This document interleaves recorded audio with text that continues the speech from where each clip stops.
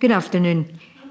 I would like to welcome members to this special meeting of Angus Council and remind all attendees that this meeting is being recorded and webcast live on the Council's YouTube channel. Could I remind all remote attendees to mute their microphones when not speaking, and please raise your electronic hand should you wish to speak. For members present, please raise your hand if you wish to speak. And now, item 1. Deputy Provost, we have apology from Provost Boyd. Thank you. And item 2 is declarations of interest or statements of transparency for members.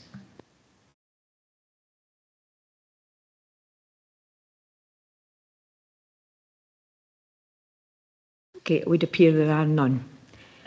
We then move on to item 3, and the requisition request is as detailed on the agenda. I would refer members to the procedural motion, the suspension of standing orders. And given that, I would ask for a mover and a seconder, please. Thank you, Councillor Wan. And do you have a seconder? Councillor Nicholl. Thank you very much. Deputy Provost, this is a procedural motion which goes to the vote without amendment or discussion. The procedural motion by Councillor Wan, seconded by Councillor Gavin Nicholl, is to suspend in part Standing Order 25 as detailed in the papers in front of you. Please vote either yes to support the motion or no not to support the motion. Deputy Provost? Sorry, I'm not supporting. It's no.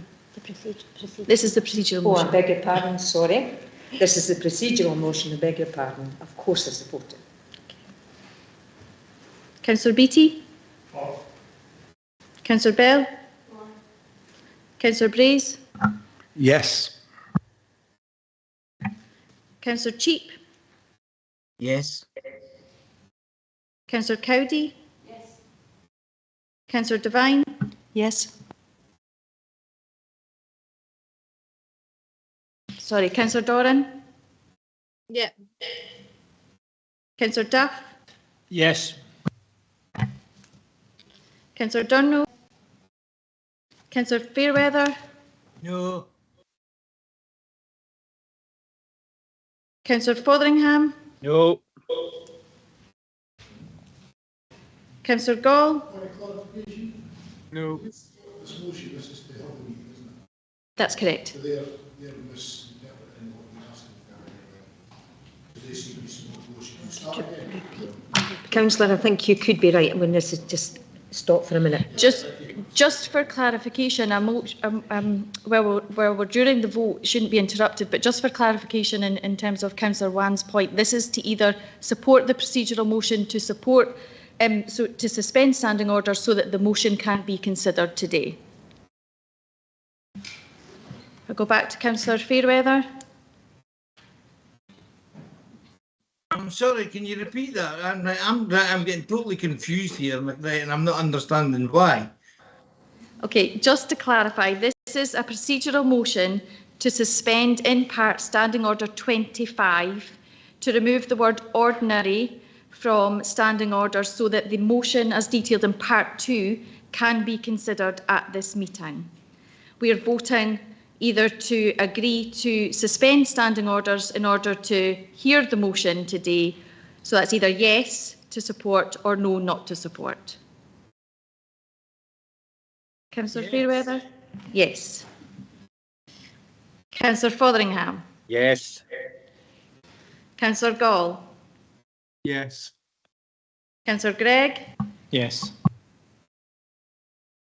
Yes. Councillor McLaren? Yes. Councillor Meakin? Yes. Councillor Melville? Yes.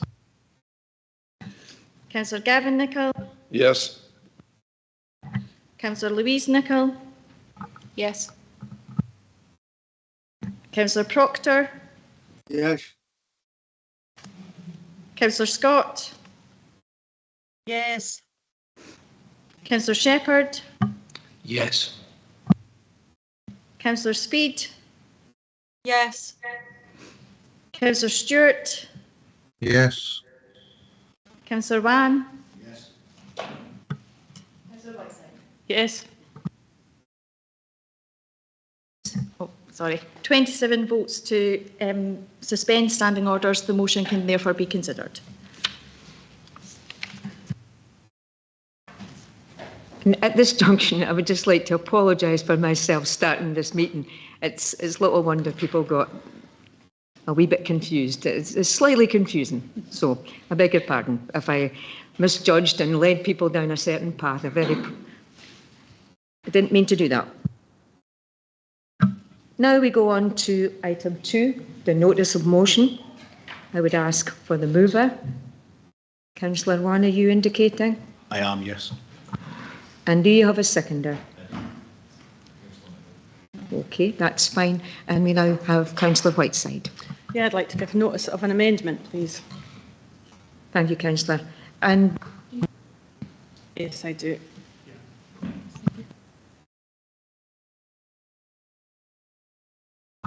Thank you, Chair.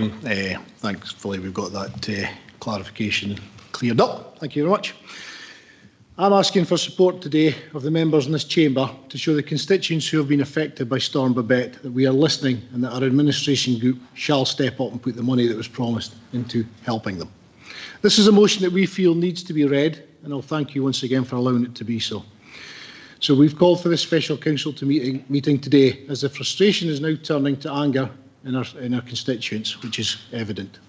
First of all, I will give praise, along with my colleagues, to all the people who delivered the Angus Council residents' response, the emergency services, council staff and officers, volunteers and charity partners, who all did admirably at short notice and in difficult circumstances.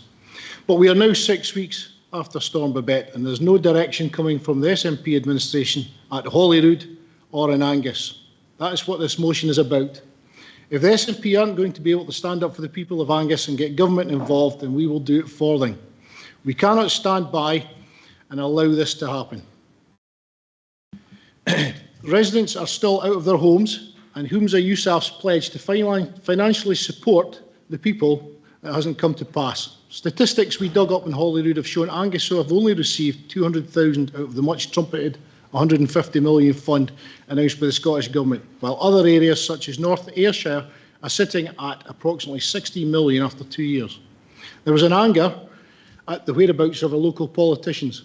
A Dundee MSP went for a selfie at Montrose days after yet more coast had washed away overnight, and an FOI request has shown local SNP figures did not attend a meeting of the Scottish Government Resilience Room on Friday, October the 20th. The SNP went missing during this, and in the immediate aftermath of Storm Babette, they would quite like people to forget about how skint this council already is, because it is not adequately resourced. But once again, if they're not willing to stick up for the people of Brechin and ask for more resources when it is an emergency, someone else to do this. That is what this motion is about. And anyone that does not support this motion today, in our opinion, is letting the people of Brechin and other affected areas down. Thank you very much.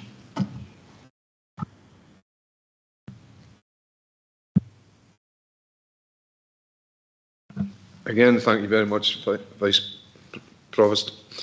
Storm Babette hit the east coast of Scotland 6 weeks ago, causing extensive damage to many parts of Angus. Brechin flood defences were breached and many people had to abandon their properties to the rising water. Angus Council, the emergency services and the volunteers did an excellent job, and Angus Council staff is still working hard on rehousing and repairs. The extent of the damage, the SNP administration should have lobbied the Scottish Government to make the area an environmental climate vulnerable area. There is damage to housing, businesses, roads, bridges, farms, flood defences, and the list goes on. The householders have been offered £1,500 per house and £3,000 per business by the Scottish Government. In the last few days, the Scottish Government has given out £2 million for flood relief due to global warming in Central Africa and 650,000 to Gaza. All very commendable. But what about the flood victims of Brechin and Angus? Remember, charity begins at home.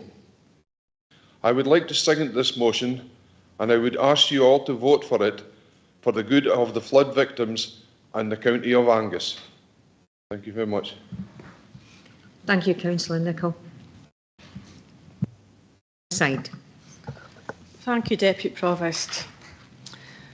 As leader of Angus Council, I'm immensely proud of the Council's response to the devastation caused by Storm Babette. The resilience and emergency planning already in place stood us in great stead as the severity of the storm became apparent.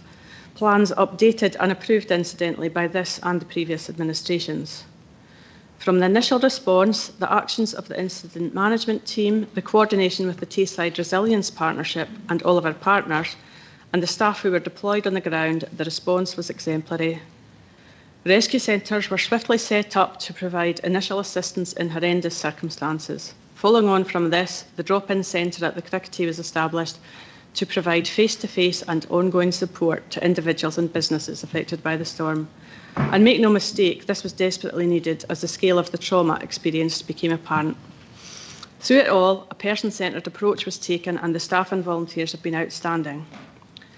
The situation has placed huge pressure on council services, not least our housing and communities teams, and this pressure will continue into the future as the repercussions become clear. Each and every one involved deserve our gratitude for the extremely professional and humanitarian response they've given. The Council and myself personally have been in regular contact with the Scottish Government since the storm hit. From the swift visit of the First Minister and the subsequent visits of both the local government and housing ministers to the setting up of the ministerial task force, which I was invited to last week, every effort has been made. Do the wheels of government move a little slower than we'd like? Perhaps. But a situation like this deserves a carefully thought through and long-term response, and that is what the task force, in conjunction with the Council, are working through. A measure of how seriously the situation is being taken can be seen by the involvement of the Deputy First Minister and 7 other Cabinet Secretaries or Ministers in the task force. The task force is working through the short, medium and long-term planning required to assist the Council and affected residents recover. To finish, my heartfelt thanks go to all staff and resilience partners who've been involved. You're all stars. My sympathies lie with those who have suffered loss and trauma, and I'm appalled by those who would seek to gain political capital. Thank you, Councillor Whiteside. Councillor Beattie. Thank you, Deputy Provost. Like Councillor Whiteside, I am hugely proud of the Council's response to the floods across Angus. Make no mistake, our officers were magnificent and deserve as much praise as we can Councillor give Beattie, them. can I just stop you for a minute, please? This is proving a wee bit more challenging than we'd given credit to. I just have to take a little bit of advice for a minute, please. Just Okay. excuse me.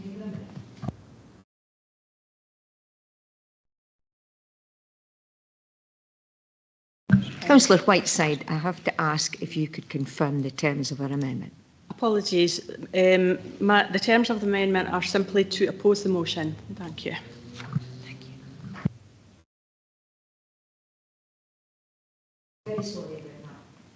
It's no problem, Deputy Provost. So, make no mistake, our officers were magnificent and deserve as much praise as we can give them, and how much they gave, so much more than we could ever have asked them. We sat here last week during the Scrutiny and Audit Committee and heard praise from the staff from both Police Scotland and the Scottish Fire and Rescue Service. Both services, who along with the Coast Guard, also deserve our sincerest thanks for their own response in rescuing people in distress and keeping others safe. The response from our partners also needs to be recognised. The Health and Social Care Partnership, the Red Cross, Voluntary Action Angus, REACT and many others also deserve our gratitude. They were outstanding. In particular, I'd like to offer our thanks to the Brechin Buccaneers and the volunteers at the Crickety, who have been nothing short of extraordinary in their response to assist the people of Brechin. This is something that they do every day, but when called upon in these extreme circumstances, they delivered more than we could possibly expect them to do. The Brechin Flood Fund in particular, we needed a vehicle for cash donations. Councillor Scott and I discussed this with our senior team. And as the cricket is well known to us, we asked the Councillor Scott to ask the cricket to take on this responsibility. That fund is now live for applications and helping those in the greatest need.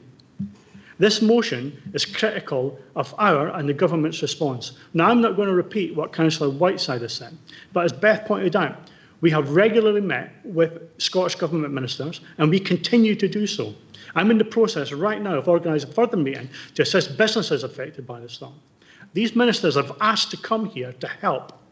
Now, the nature of the South Esk in particular is that of a river that rises quickly and drops quickly. A visitor to Brecon barely a day after the flood might not have thought it was much to look at. But looking's not seeing. And that is why we have taken the government ministers and their staff into the areas most greatly affected to show them how this community has been torn apart, to make them understand the magnitude of this problem and to impress upon them what needs to be done to put it right. It isn't easy, but we continue to apply pressure whenever possible to get the maximum support we can for the people of Angus from the Scottish Government. Instead of coming to this meeting with concrete plans on how they would improve the response, they have chosen instead to play petty party politics while the residents and businesses of Brecon, Finavon, Tannadice, Moneyfeith, Bridgefoot and Droyley still suffer from the effects of this flooding. And don't let them deny that that's what they're doing, because it is literally on election materials that have been turning up on folks' doormats this week. While we are working daily to assist everyone who's been affected by this disaster, their minds are focused on next year's election. I know where our priorities lie. Where do theirs? Finally, I'd like to end by passing on my thanks to the people of Brecon and to the surrounding area for their outstanding response to our plea for donations. What they did was incredible. And they showed their generosity, their spirit, and the love of their community.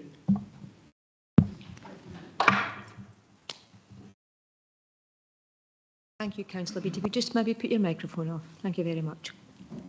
Okay, and now we go to questions and comments will come next. But I can see a hand up for a question and Councillor Fairweather. Thank you, Chair. It's not so much well, maybe a couple of questions, but like comments. Can I just say just what Councillor Beattie said there, and he was quite venomous with it, and I didn't think there was any need to be like that. Right, when you read the particular motion, but I also agree with what Councillor Nicholas said. And that's what is based on the three parts of of the motion. There is a fourth part, and I'm going to probably suggest that fourth part, as another amendment, is could be taken out. Now, I've not spoken to my group regarding this. I'm just coming ad hoc, as I'm looking at it at the moment. I'm absolutely delighted.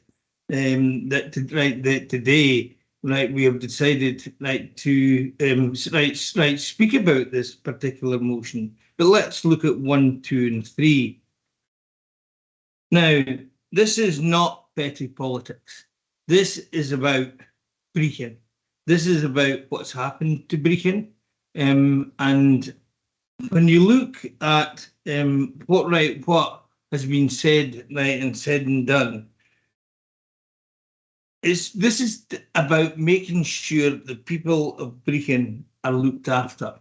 That's what this is about. So let's only look at 1, 2, and 3. We have got to look undoubtedly at some way to make sure the damage and loss in Brecon is put to right. Now, I look at one part of the motion, and going back to climate emergency. Is this a climate emergency? I would probably suggest it is, because we look at 200 years.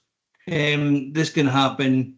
We're putting all these flood defences, thinking it would never happen to Brecon, and yes, it did, with devastating effects to the people of Brecon. Now, the £1,500 in the other part of the motion for residents. That wouldn't even cover their floor coverings. £3,000 for businesses, right? Whatever they've lost in right for their businesses, not nearly enough. So yeah, I think what we said was derisory. So we've got to look at the word derisory, and can we work together today to say we can come to an agreement with wording that we can ask the chief executive to write to the First Minister saying, when is this going to happen? We need more money, but we also need, as the third part says, an action plan. An action plan actually gives the people of Brechin something to look forward to. Can you come to an end, please, Councillor Fairweather? Your time's just about up. Yeah, right, and thank you, Chair. It's just a pity I don't have enough time, because if people had read the press today, the number of national papers that have actually written, I've got letters in, the Daily Mail, the Sun, and one. Councillor, sorry to interrupt. There is questions just now, but time and comments. I'm keen for you to speak. I'll certainly come back here with one of the letters. That's fine. I'm looking for people to write today to think about the people of Brechin. I would suggest we take out number 4 and we concentrate on the wording for 1, 2 and 3. And that would be great for the people of Brechin today. Thank you. Thank you, Councillor Fairweather. Yes, well, despite what Councillor Fairweather's saying there, the motion is written and presented to us, and it's a vote of no confidence in the leader and administration of this council. And I take great exception to the remarks made by Councillor Wan when he appeared to call into question the work and the leadership that this administration has shown throughout Storm Babbitt and in the response and recovery from it. I think it's an utter disgrace that he should use such insulting terms.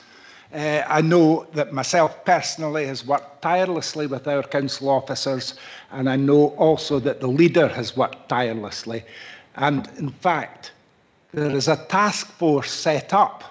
There's no need to be writing to the Scottish Government. We've got a task force to deal with this. So I think it'd be better if we just move to a vote on this. I would. Let me just lead, please. Thank you. We are on questions. Right, well, here's my question. Will Councillor Wan please apologise to me? Councillor Wan. This is not going to be an apology, because we do believe that the leadership has been severely lacking here.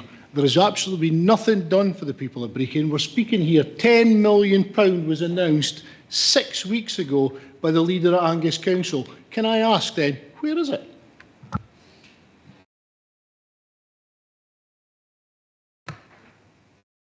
First of all, Councillor Brace did have a question, and that concerned, should we move straight to a vote if this isn't party political? In answer to your question here, I've set out the situation needs a long-term solution, it needs a short-term. The initial support given to people is to cover initial needs. We are going to target the additional money we've already got from the Scottish Government to supplement our welfare fund. We'll be targeting those most in need. The £1,500 grant goes to everybody affected by the flooding, but we will clearly be targeting individuals most severely hit with additional money, and we will also be working through short, medium and long-term plans in order to provide the correct response at the correct time and make the correct decisions. We'll not be jumping in with rash decisions based on nothing more than opinions. So the Chief Executive, myself, many staff members are collaborating with the Scottish Government in order to get the correct solution. We'll be looking at flood defences, we'll be looking at optioneering going forward.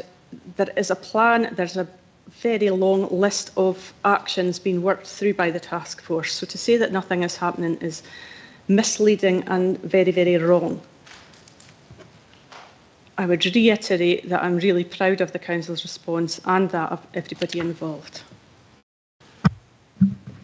Thank you, Councillor Whiteside. I do have some hands, and I'd like to call on Councillor Gregg first. Thank you, and Deputy. Please remember, these are questions. It's difficult, I know that, and I'll be very lenient and accommodating, but please be careful, it is questions. Thank you, Deputy Provost. I'm a Forfern District Councillor. Everyone knows that. I also live in Brechin. I wasn't personally affected by the floods. However, I have spoken to many people that do, whether surrounding about my sort of daily life living in Brechin. And if you look at a lot of the comments on social media, whether it be through comments from Facebook or comments on newspaper articles or comments on Twitter or X or whatever it's called and things like that, the overriding theme of a lot of those comments is a lot of the people in Brechin feel like they have yet again been forgotten about by this council, particularly the administration.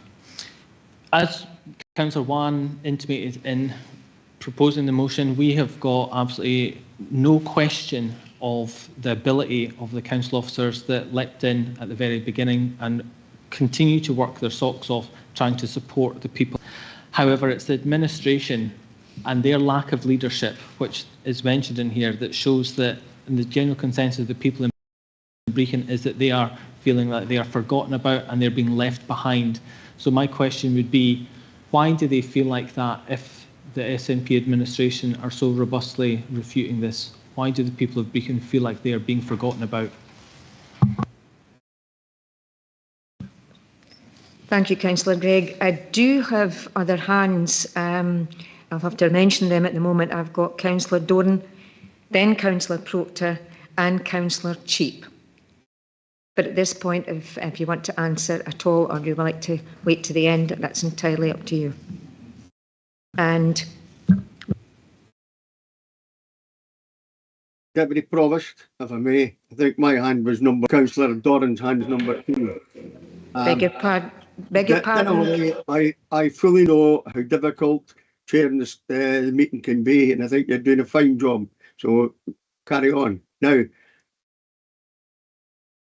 one of the things I've learned more about the situation in the past 20 minutes since this special council meeting about what's been happening about the floods than what I've learned since October.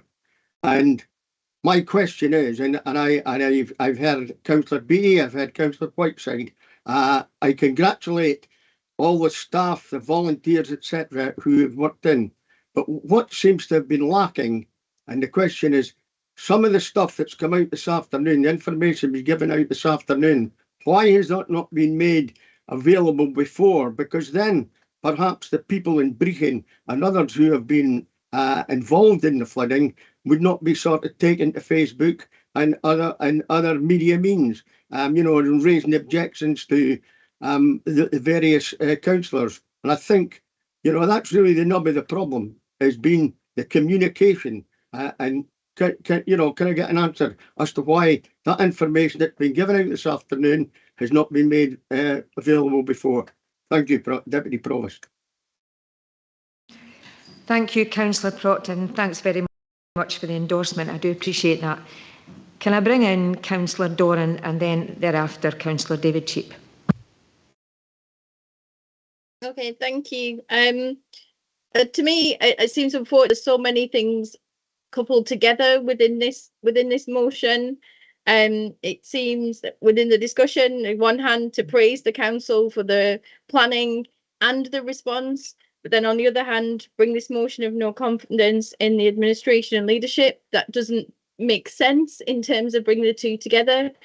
There's obviously a lot of frustration with the response and engagement with the Scottish Government, which I share as well. But my question really relates to point 1 of this motion, which is about the environmental climate vulnerable area and what that actually would mean for Brechin and what that would mean for the area. So my question is about that.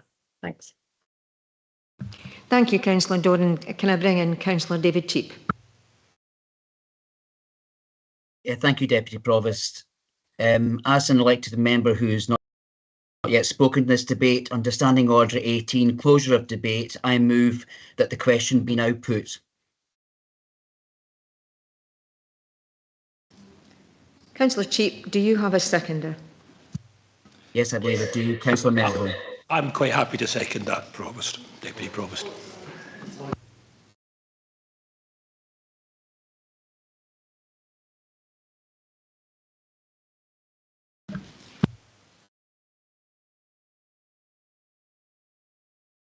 Deputy Provost, just to clarify, that's a procedural motion which will go to the vote without amendment or discussion.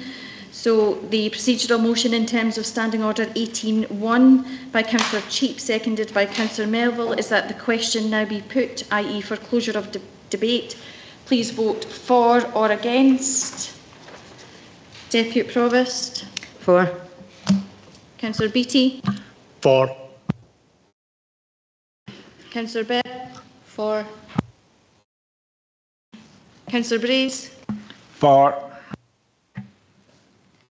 Councillor Cheap. For. Councillor Cowdy. For. Devine. For. Councillor Doran. Against. Councillor Duff. For. No. Councillor Fairweather. Against. Councillor Fotheringham. Against. Councillor Gall. Against. Councillor Gregg. Against. Councillor MacDonald. For. Against. Councillor Meekin. For. Councillor Melville. For. Councillor Gavin Nicol. Against. Councillor Louise Nicol. Against. Councillor Proctor. Against. Councillor Scott. Against. Councillor Shepherd. For. Councillor Speed. Against. Councillor Stewart. Against. Councillor Wan. Councillor Whiteside. For. The motion is carried by 14 votes to 13. That means closure of debate. We will now go to the vote. So the motion by Councillor Wan, seconded by Councillor Gavin Nicol, is as detailed in the papers circulated. The amendment by Councillor Whiteside, seconded by Councillor Beattie, is to oppose the motion. Please vote motion or amendment. Deputy Provost. Amendment. Sorry, amendment. Councillor Beattie. Amendment. Councillor Bell. Amendment. Councillor Braze. Amendment. Councillor Cheap. Amendment. Councillor Cowdy. Amendment. Devine. Amendment. Councillor Doran. Amendment. Councillor Duff. Amendment.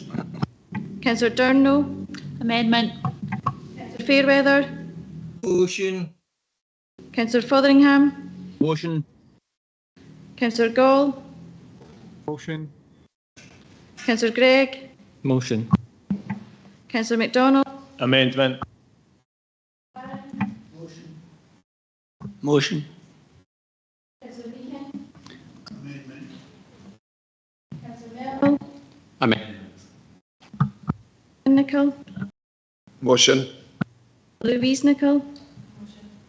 Councillor Proctor. Motion. Councillor Scott. Amendment. Councillor Shepherd. Amendment. Councillor Speed. Amendment. Councillor Stewart. Motion. Councillor Wan. Motion. Amendment.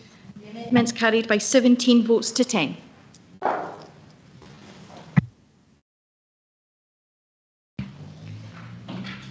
Thanks, everybody. Not an easy time, and thanks very much for your support. Tried to do my best. Thank you very much. Can we stop the live stream, please? Thank you, Deputy Provost.